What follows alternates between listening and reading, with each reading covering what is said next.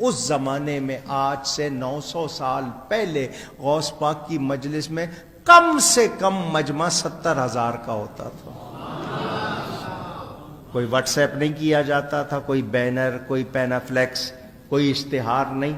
دنیا آتی تھی اور آپ کی مجلس واعظ میں بڑے بھی آتے تھے، چھوٹے بھی آتے تھے، انبیاء بھی آتے تھے، صحابہ بھی آتے تھے نوازنے کے لیے، چھوٹے آتے تھے فیض لینے کے لیے. سیدنا غوث اعظم رضی اللہ تعالی عنہ بیان کرتے تھے، اور بیان کرتے کرتے آپ سب کو بادشاہ ہو، وہ عام آدمی ہو، وہ علماء ہو، وہ آپ کا واعظ سننا 3 طرح ہوتا تھا. پہلے آپ بیان فرماتے تھے شریعت، پھر آپ فرماتے تھے اب بیان کروں گا طریقت، پھر آپ فرماتے تھے اب بیان کروں گا حقیقت. جب آپ حقیقت کا بیان کرتے تھے لوگ کپڑے پھاڑتے تھے، ہو کر کے انتقال کر جاتے تھے. آپ کی مجلس واعظ سے جنازے اٹھتے تھے، ان پر اتنی کیفیت طاری ہوتی تھی. وجد کسے کہتے ہیں اور اجتماعی طور پر ذکر اذکار کے دوران وجد کا طاری ہونا کیا ہوتا ہے؟ وجد سارا تماشا ہے جی. وہ تو لوگوں کو جو ہے وہ جناب انڈین گانوں پہ بھی وجد ہو جاتا ہے. آبدہ پروین بال کھول کے ناچ رہی ہوتی ہے تو وہ اس کو سننے والوں کو بھی اب وجد ہو جاتا ہے. یہ پیورلی ایک سائنٹیفک فنومینا ہے، اس کو کہتے ہیں ریزوننس، اردو میں گمک کہتے ہیں. آپ نے پڑھی ہوئی ایف ایس سی میں، جنہوں نے فزکس پڑھی ہوئی ہے نا، ان کو ریزوننس کا پتہ ہے. ریزوننس یہ ہوتا ہے کہ اگر آپ کے دماغ کی فریکوینسی کسی دوسری فریکوینسی سے میچ کر جائے تو ایمپلیٹیوڈ بڑھ جاتا ہے. اسی لیے فوجی جب پل کے اوپر سے گزرتے ہیں نا، وہ پریڈ نہیں کریں گے. کیوں جی؟ ڈاکٹر صاحب بیٹھے ہیں میتھمیٹیشین، انہوں نے پتا ہے اس گل کا. کیوں جی؟ اسی ہے ریزوننس ہی کہتے ہیں نا اس کو. اچھا منوی آندی ہے تھوڑی بہت میتھ.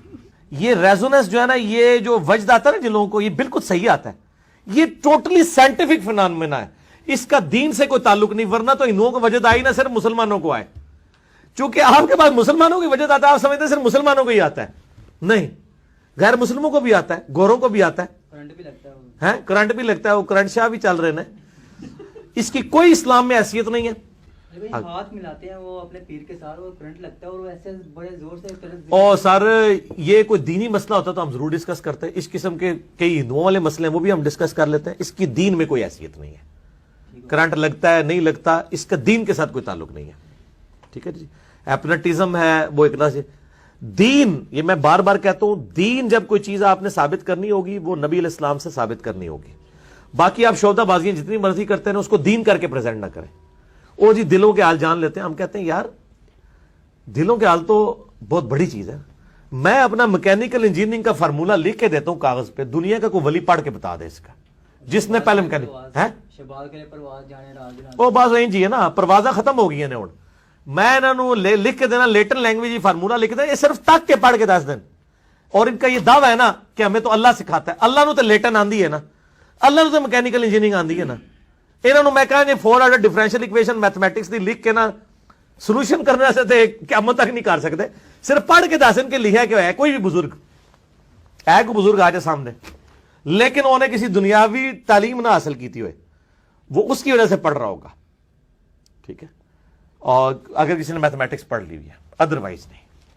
وہ بھی پڑھے آ جائے، انہوں بھی کوئی ایسی شے پڑھا دیں گے وہ انشاءاللہ نہیں پڑھ سکے. ساڈے کو بہت کچھ ہے، ظاہر ہے اسی بھی تو پہنچے بزرگ ہے نا. ہاں